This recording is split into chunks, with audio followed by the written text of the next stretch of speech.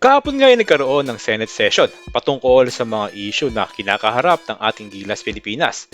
Ito ay para sa paghahanda ng ating bansa bilang isa sa mga host ng FIBA World Cup sa susunod na taon. Kasama nga sa mga naging issue ay ang karagdagang naturalized player at ang revelasyon ng SBP chairman Al Panlilio na si Utah Jazz Film Guard ay hindi pala nakakuha ng kanyang Philippine passport bago tumuntong ng 16 na taon. Ang pagkakaroon ng Philippine passport bago mag-16 ay isa sa mga requirements ng FIBA upang may konsidera ang isang manlalaro bilang local player para sa mga FIBA tournament.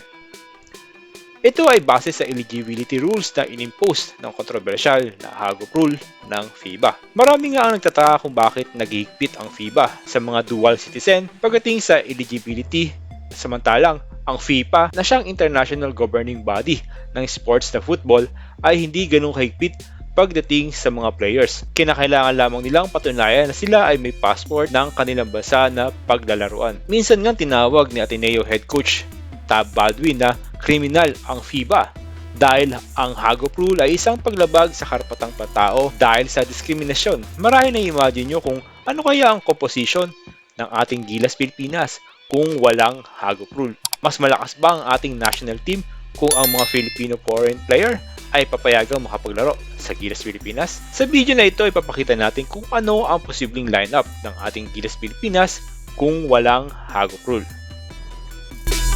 Sa center spot, ang mga pangalan ni na 7'3" Kai Soto, 6'10" AJ Edu, 6'10" Junmar Fajardo at si naturalized import Ange Kwame ay maaasahan natin na magbibigay ng malakas na pader sa frontline ng Gilas Pilipinas. Habang sa power forward naman, si Ginebra Bigman Christian Stan Haringer ang isa sa maaari nating asahan. Pwede din isama sa Gilas ang isa pang bigman na si 6'10" Kamaka Hepa. Minsan na ito nag-represent sa USA basketball team kung saan kasama siya sa gold medal lineup ng Amerika noong 2018 FIBA Under-18 America's Championship. Ang Alaska-born bigman ay kasalukuyan naglalaro sa University of Hawaii, ang university sa estado ng Hawaii na kung saan si Stan Hardinger ay minsan ding naglaro. Sa small forward naman ang mga pangalan ni na 6'4" Stephen Holt na naglaro noon sa Australian National Basketball League. Ang 6'6" wingman na si Ron Harper Jr. ay interesado ding maglaro para sa Gilas Pilipinas. Sa mga hindi nakakaalam, si Ron Harper Jr. ay anak ng 5th-time NBA champion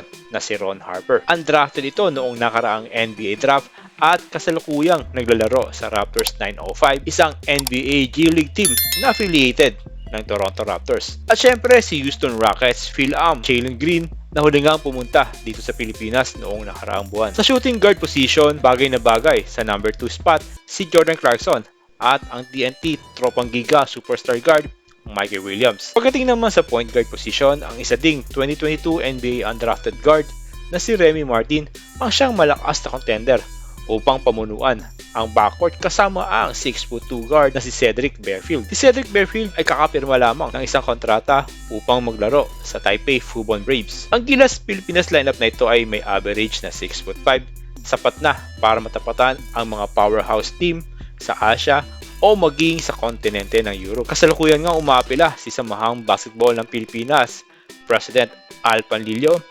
upang paluwagin ang eligibility rules para sa mga dual citizen na makapaglaro sa gusto nilang bansa basta mapatunayan lamang ang kanilang lahi. Ayon pa nga kay Panlilio, kung papayagan ng FIBA ang kanyang proposal, magiging balanse na ang bawat tournament, lalo na dito sa Asia, na ngayon ay very obvious kung sino ang malalakas na team matapos ngang isama ang Australia at New Zealand sa FIBA Asia. Kayo ba mga kabola, pabor ba kayo na tanggalin ang Hagop Rule at payagan ang mga tulad nila Jordan Clarkson at Jalen Green na makapaglaro bilang local player suot ang Gilas Pilipinas jersey?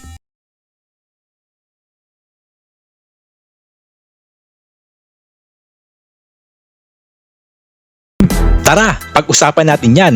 Mag-comment na rin kayo sa comment section at huwag nyo na rin kalimutang mag-subscribe sa ating channel para lagi kayong updated sa mga basketball news.